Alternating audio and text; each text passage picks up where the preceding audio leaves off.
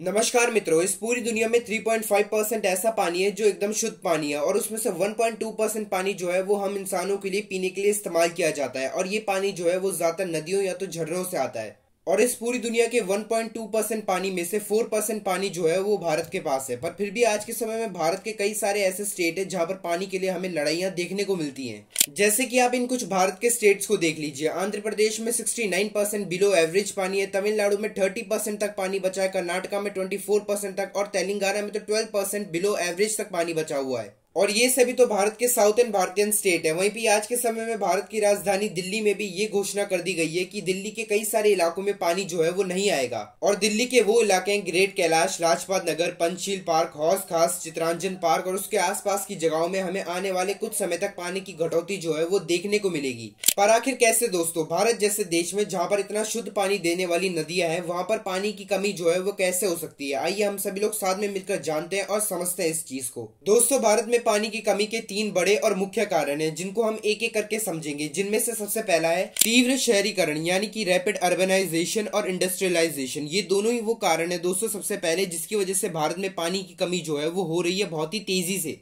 क्योंकि किसी भी नए इलाके में जब भी कोई फैक्ट्री बनती है तो उस फैक्ट्री का सारा कूड़ा जो है वो एक मोटी नली के द्वारा या तो जंगलों में बहने वाली नदियों में जाकर खुलता है, जहां पर वे अपना सारा कूड़ा कटकर जो है वो फेंक देते हैं। ज्यादातर केमिकल फैक्ट्री जो है ये करती है अपने आसपास के इलाकों के जंगलों में जाकर अपनी फैक्ट्री का कूड़ा फेंकना और फिर उस जंगल का दूषित हो जाना, उस जंगल के नदियों का दूषित हो जाना कोई नई नहीं बल्कि आम सी ही बात है। और दोस्तों यही वो कारण है जो इंसान अभी तक समझ नहीं पा रहा है कि जो चीज उसे जीवन देती है वो सिर्फ अपने फायदे के लिए उस चीज को नहीं तो प्रदूषित यहाँ तक कि जहरीला तक बनाता जा रहा है। और इंसान को इस चीज का भुगतान जो है वो अपनी जान देकर देना पड़ता है। क्योंकि भारत में 2018 से ये नोट किया गया है कि हर साल 2 लाख से भी ज्यादा लोग जो है वो सिर्फ अशुद्ध पानी पीने की वजह से मर जाते हैं। और ये सभी लोग जो है वो ज्यादातर नदियों और झरनों का पानी पीते हैं जिनके आसपास जो है इंडस्ट्रीज होती है। और उन इंडस्ट्रीज के अनुपचारित सीवेज और कठोर कचड़े की वजह से पानी जो है वो प्रदूषित हो जाता है और लोग इसे पीकर मर जाते हैं। और पेपर और पल्प इंडस्ट्री जो है वो पानी को सबसे ज्यादा दूषित करने वाली, वहीं भी पानी को सबसे ज्यादा इस्तेमाल करने वाली इंडस्ट्रियल सेक्टर्स हैं।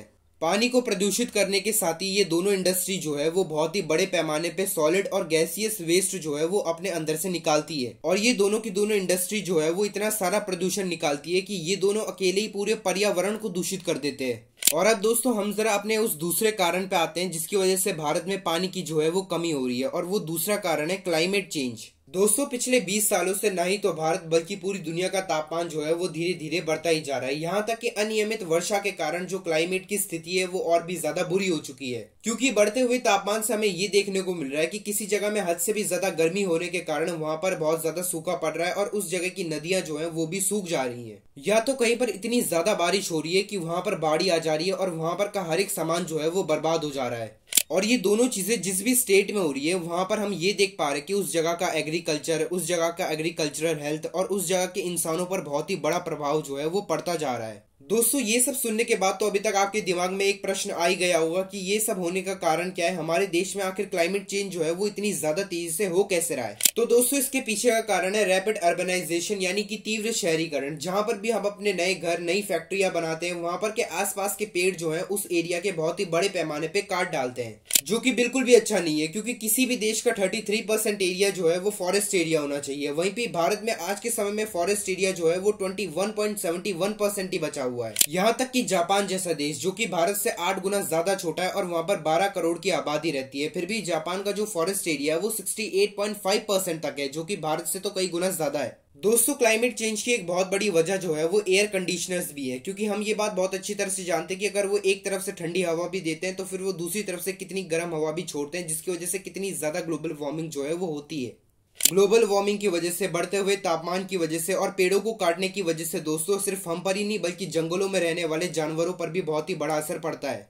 क्योंकि इन सभी कारणों की वजह से हमें यह देखने को मिला है कि कुछ समय से जब से उनका घर जो है हमने उनसे छीनना शुरू किया है तो फिर वह सभी जो है हमारे शहरी इलाकों में आकर शिकार करने लग गए हैं। और ये जो है वो एक बिल्कुल भी अच्छी बात नहीं है। क्योंकि जंगली जानवरों का हमारे शहरों में आना कितना ज्यादा खतरनाक हो सकता है ये बात आप सभी लोग भी बहुत ही अच्छी तरह से जानते हैं। पर अब दोस्तों हम अब अपने अंतिम और तीसरे कारण की ओर बढ़ते हैं जिसकी वजह से भारत में पानी की कमी हुई है, और वो है कि हद से भी ज्यादा पानी का इस्तेमाल जो है वो करना और उसको बर्बाद कर देना।